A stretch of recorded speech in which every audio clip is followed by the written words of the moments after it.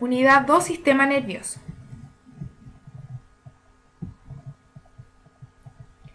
Para que la homeostasis sea mantenida por el sistema nervioso, los impulsos eléctricos deben ser iniciados y conducidos por los axones de las neuronas. El impulso nervioso presenta una naturaleza electroquímica y su conducción está asociada con fenómenos que se producen en la membrana plasmática de los axones. Cuando una fibra nerviosa está en reposo, se encuentra polarizada. Eso quiere decir que en su exterior de la membrana hay gran cantidad de cationes, principalmente de sodio, y en el interior del dominio va a existir una gran cantidad de iones, ¿cierto?, de potasio. Esto va a crear una diferencia de carga eléctrica entre ambos lados de la membrana que se mantiene al tiempo y en este caso se denomina como potencial de reposo.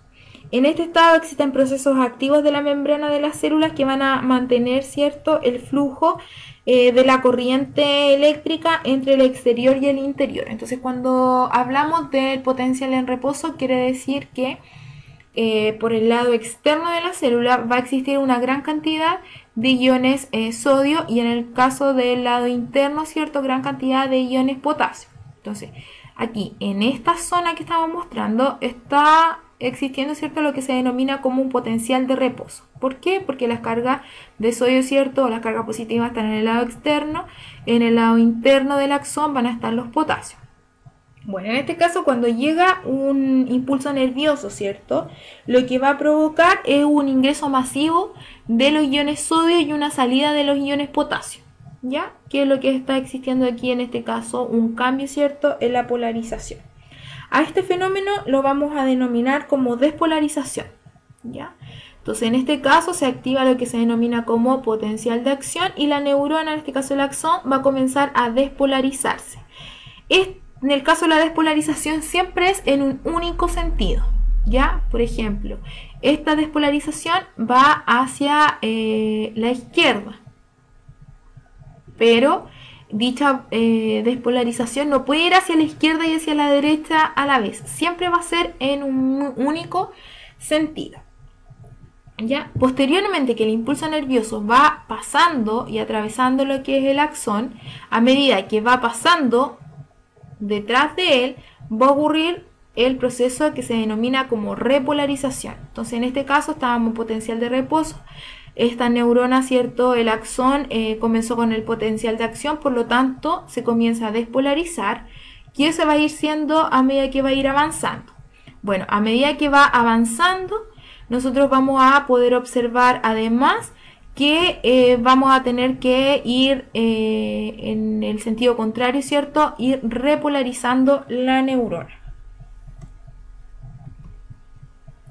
Bueno, esta polarización y despolarización de las neuronas se va a llevar a cabo gracias a lo que denominamos como la bomba sodio-potasio, ya que va a ser la encargada de generar y conducir los impulsos nerviosos. En este caso va a ir moviendo los iones en contra de su gradiente de concentración, transportando los iones sodio desde el interior de la célula hacia el exterior y permite la entrada de potasio desde el exterior al interior de la célula. Esto va a ocurrir principalmente para mantener y ir recuperando lo que va a ser el potencial de acción.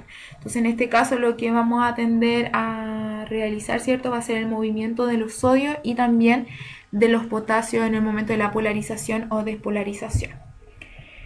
Acá, por ejemplo, podemos observar lo que es el sentido del impulso nervioso, ¿ya? En este caso el impulso nervioso es hacia allá. Entonces, lo que va a provocar el cambio, ¿cierto?, la polarización y despolarización es que en el lado presináptico, en este caso de esta neurona presináptica, va a comenzar a liberar una sustancia denominada como neurotransmisores. Y esos neurotransmisores van a llegar hacia las neuronas posinápticas para provocar nuevamente el paso, ¿cierto?, y el cambio de la polarización, lo que va a ir transmitiendo lo que es el impulso nervioso. Bueno, el impulso nervioso tiene varias características.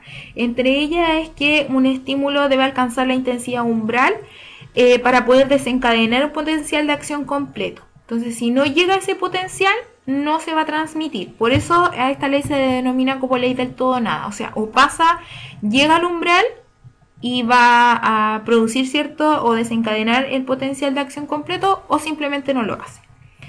Bueno, todos los impulsos son semejantes y el hecho de que algunos perciban como sensaciones sonoras, dolorosas, visuales, etc., va a depender solamente del centro nervioso encargado de interpretarlo. Además, el impulso nervioso es unidireccional, pues se propaga desde cualquier parte de la neurona hacia el extremo del axón. En las fibras mielinizadas, el impulso nervioso se transmite por un mecanismo saltatorio entre los nodos de Ranvier, que son las zonas que quedan sin el recubrimiento de la vaina de mielina o de las células de Schwann, lo que va a aumentar la velocidad de propagación debido a que los potenciales de acción solo se producen en aquellas zonas libres de mielina donde está expuesto el axón.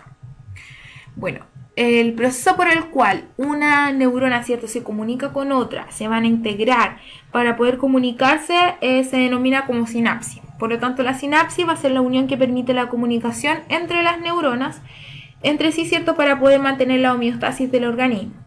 En este caso van a existir dos tipos de sinapsis, una que es la eléctrica y la otra que son las sinapsis, ¿cierto?, de tipo química. La sinapsis química, como mostramos acá en la imagen, permiten la transmisión de los impulsos nerviosos desde el axón hacia la neurona denominada presináptica hasta las dendritas, axón o soma de otra neurona denominada como posináptica. Entonces tenemos acá una neurona presináptica y acá la posináptica. Bueno, en este caso nosotros vamos a ver que en este tipo de sinapsis el impulso nervioso que viaja por la célula presináptica llega hasta el terminal axónico, ya que va a estar acá abajo. Y lo que va a hacer es difundir, ¿cierto?, y liberar una sustancia química denominada como neurotransmisores. Entonces esos neurotransmisores van a ser liberados a través de vesículas por la parte de la neurona presináptica, ¿cierto?, la parte posterior, hasta la parte anterior de la neurona posináptica, ¿ya? Y esto es lo que se va a denominar como sinapsis de tipo química. Pero también tenemos que hacer referencia a lo que es la sinapsis de tipo eléctrica.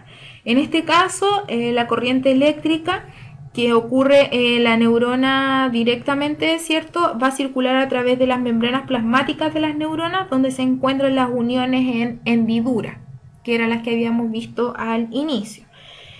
Bueno, en este caso van a estar formados por tubos, ¿cierto?, de tipo proteico, denominados como conexones, que estaban formados por estas proteínas que eran las conexinas.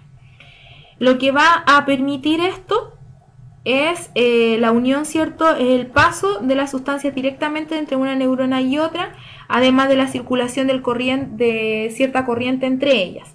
Se presentan en el músculo liso visceral, en el músculo cardíaco y también en el sistema nervioso central. Por lo tanto, van a permitir una comunicación rápida en ambos sentidos que puede contribuir a sincronizar la actividad de un grupo de neuronas. Por lo tanto, aquí el impulso nervioso, ¿cierto?, va a permitir pasar de una neurona presináptica a una posináptica de forma más rápida, ¿ya?, a través de estos verdaderos canales que están formados por los conexones y en definitiva por estas proteínas que se denominaban como conexinas. También es necesario hablar, ¿cierto?, de algunas neurotransmisores que son los más importantes. Por ejemplo, tenemos dentro de los neurotransmisores más conocidos la acetilcolina, que aumenta la permeabilidad de los cationes. Otro es la adrenalina, la noradrenalina y la serotonina.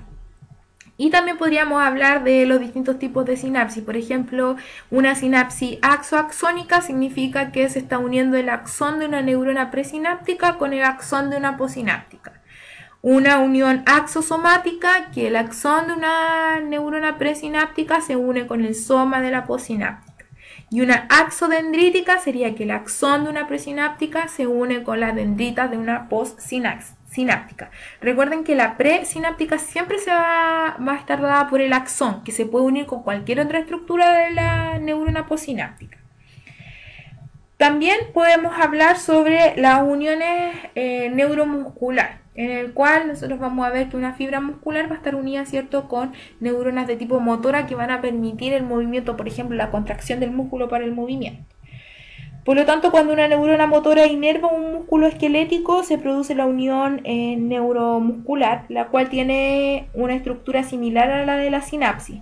La activación de la neurona motora va a permitir la contracción del músculo, por lo tanto, va a permitir un movimiento en forma de respuesta.